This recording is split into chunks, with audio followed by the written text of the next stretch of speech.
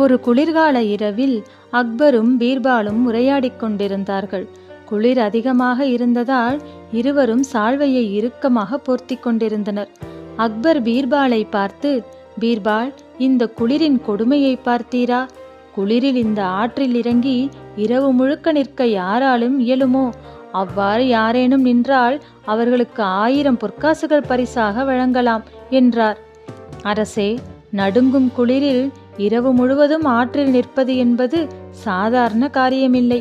ஆனால் பரிசு கிடைக்கும் என்றால் நின்று காட்டுபவரும் உண்டு என்றார் பீர்பால். ஆற்றில் குளிரில் நிற்பதற்கு எந்தவித திறமையும் தேவையில்லை, மன உறுதி இருந்தாலே போதும். நாடு முழுவதும் இந்த செய்தியை அறிவிக்கச் சொல்லுங்கள் என்றார் அக்பர். அரசரின் ஆணை நாடெங்கும் அறிவிக்கப்பட்டது. அடுத்த நாளே ஒரு இளைஞன் அரசரிடம் வந்து, அரசே, ஆற்று நீரில் இரவு முழுவதும் நிற்பதற்கு நான் தயாராக இருக்கிறேன் என்றான். அக்பர் அந்த இளைஞனை வியப்பாக பார்த்து, இன்று இரவு போட்டிக்கு தயாராக இரு என்றார். இளைஞனும் போட்டிக்கு தயாரானான். நடுங்கும் குளிரில் நிற்பது சாதாரண காரியமில்லை என நினைத்த அக்பர் அந்த இளைஞனை கண்காணிப்பதற்கு 2 காவலாளிகளை நியமித்தார். ஆற்றில் இறங்கினான் இளைஞன். கழுத்தளவு வரை நீர் உள்ள இடத்தில் சென்று நின்று கொண்டான். உடல் மிகவும் நடுங்கியது. குளிர் அவனை வாட்டியது. ஆனாலும் பரிசாக கிடைக்கப் போகும் 1000 பொற்காசுகளை எண்ணி பார்த்தான். புது தெம்பு வரவே இரவு முழுவதும் கண் விழித்து நின்று கொண்டிருந்தான். பொழுது விடிந்தது.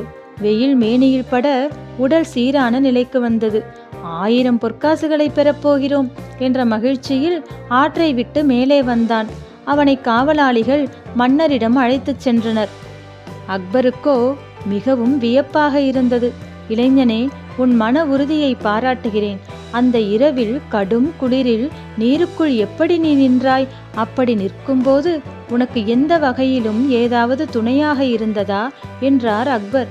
அந்த இளைஞனும், அரசே, அரண்மனையின் மேல் மாடத்தில் எரிந்து கொண்டிருந்த சிறிய விளக்கின் ஒளியை பார்த்து கொண்டே இரவு பொழுதை கழித்தேன் என்றான்.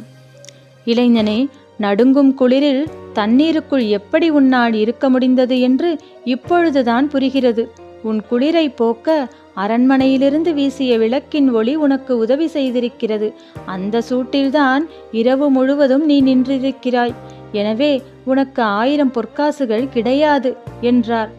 பரிசுத் தொகை கிடைக்கவில்லை என்றதும் அந்த இளைஞன் மிகவும் ஏமாற்றத்துடன் திரும்பிச் சென்றான். பீர்பால் அவனை கண்டு என்னவென்று விசாரிக்க இளைஞனும் பீர்பாலிடம் நடந்தவற்றை கூறினான். பீர்பால் அவனுக்கு ஆறுதல் கூறி பரிசுத் தொகையை கிடைக்க உதவி செய்வதாக உறுதியளித்தார். மறுநாள் அரண்மனை தர்பார் வழக்கம் போல கூடியது. பீர்பால் வெகு நேரமாகியும் அரண்மனைக்கு வரவில்லை.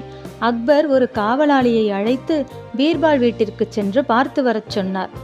பீர்பால் தன்னை தேடி வந்த காவலாளியிடம் தான் சமையல் செய்து கொண்டிருப்பதாகவும் சாப்பிட்டுவிட்டு வருவதாகவும் கூறினார். இருந்தும் நீண்ட நேரமாகியும் பீர்பால் வரவில்லை. கோபமடைந்த அரசர் பீர்பாலின் வீட்டிற்கு சென்று பார்த்துவிட்டு வரலாம் என புறப்பட்டார். பீர்பால் வீட்டில் ஒரு பாத்திரத்தில் அரிசியை போட்டு தண்ணீர் ஊற்றி வைத்திருந்தார். பாத்திரத்திலிருந்து 10 அடி தூரம் தள்ளி அடுப்பை வைத்திருந்தார். அடுப்பில் விறகுகள் கொழுந்துவிட்டு எரிந்து கொண்டிருந்தது. இதை கண்ட அக்பருக்கு ஒன்றும் புரியவில்லை. பீர்பாலிடமே என்னவென்று கேட்டார். அவர், அரசே, சமையல் செய்து கொண்டிருக்கிறேன் என்றார். உமக்கு என்ன மூளை குழம்பி விட்டதா? பாத்திரம் ஒரு பக்கம் இருக்கிறது, அடுப்பு ஒரு பக்கம் இருக்கிறது. அதில் எப்படி சோறு வேகும் என்றார் அக்பர் கோபத்துடன். அரசே, நிச்சயம் சோறு வேகும். ஆற்றில் தண்ணீரில் இருந்தவனுக்கு அரண்மனையில் இருந்த விளக்கின் வெளிச்சம் சூட்டை தந்திருக்கும் போது மிகவும் பக்கத்தில் இருக்கிற அடுப்பில் ஏற்படும் சூடு பாத்திரத்தில் பட்டு சோறு வெந்துவிடாமல் போகுமா என்றார் பீர்பால். மிகவும் நாசூக்காக தமக்கு புரிய வைத்த பீர்பாலை பாராட்டி அந்த இளைஞனை வரவழைத்து முன்பு கூறியபடியே 1000 பொற்காசுகளை கொடுத்தார் அக்பர்.